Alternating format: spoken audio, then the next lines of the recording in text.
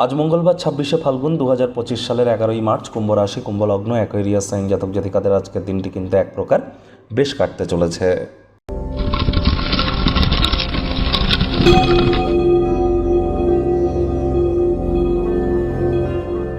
ভিডিওটির শুরুতেই আপনারা স্ক্রিনে দেখতে পাচ্ছেন মঙ্গল গ্রহের বীজ মন্ত্র ওম ক্রাং ক্রিং ক্রৌং স ভোমায় নমঃ। এটি আজ আপনারা 108 বার জপ করে দিন শুরু করুন না। 2025 সালকে সংখ্যাতত্ত্ববিদ্যা অনুযায়ী যোগ করলে আপনারা কি পাবেন? 2 + 2 + 5 = 9। That means the year of Mars, অর্থাৎ এটি মঙ্গলের বছর। আর মঙ্গলের বছর হওয়ার কারণে এবছরটি আপনাদের ক্ষেত্রে ঠিক কেমন অতিবাহিত হবে সে বিষয়ে অলরেডি কিন্তু ভিডিও চ্যানেলে আপলোড করা হয়েছে। ইয়ারলি রাশিফল 2025 নামে একটি প্লেলিস্ট আছে আমাদের চ্যানেলে, সেখানে গিয়ে আপনারা আপনাদের ইয়ারলি রাশিফল দেখে নিন। 25-30 মিনিটের বিস্তারিত আলোচনা নিউমারোলজি ওয়াইজও আপনারা কিন্তু প্রেডিকশান আমাদের চ্যানেলে আপনারা দেখতেই পারেন। এবছর IT sector, real estate, army, police, defence, automobile ইন্ডাস্ট্রিতে যারা জব করেন তাদের নামে কোনো প্রকার নেতিবাচক কথাবার্তা বলা থেকে বিরত থাকুন। মাটিতে যেন থুতু ফেলবেন না। ভাগ্য মিটার আজ আপনাদের বলছে 7.5 আউট অফ 10 ভাগ্য আপনাদের অনুকূলেই থাকবে। শুভ সংখ্যা থাকছে 7, শুভ রং থাকবে ক্রিম আর হোয়াইট। কায়িক পরিশ্রমের কারণে শরীরে ক্লান্তি আপনারা অনুভব করতেই পারেন।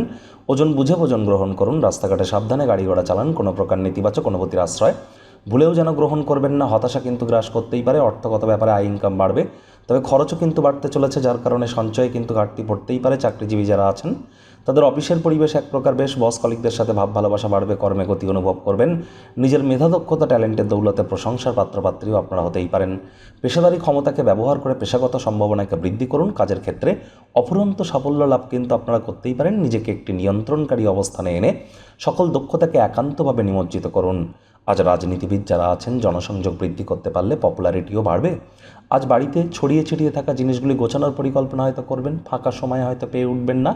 আজ আপনাদের পরিচিত কোনো মানুষজন, যদি আপনার পরিচিত কোনো মানুষজন কোনো সিদ্ধান্ত জোর করে আপনাদের উপরে চাপিয়ে দেয়, ধৈর্য ধরে পরিস্থিতিকে সামলানোর চেষ্টা করুন। আলাপ আলোচনা আপোষের মাধ্যমে ব্যাপারটাকে মিটিয়ে নেওয়ার চেষ্টা করুন। গৃহের পরিবেশ শান্তিপূর্ণ, নির্ঝঞ্ঝাট কিন্তু থাকছে না।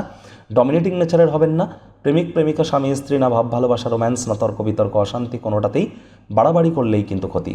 অন্যের বিষয়ে ভুল ত্রুটি ধরার স্বভাব থাকলে ত্যাগ তো করতেই হবে।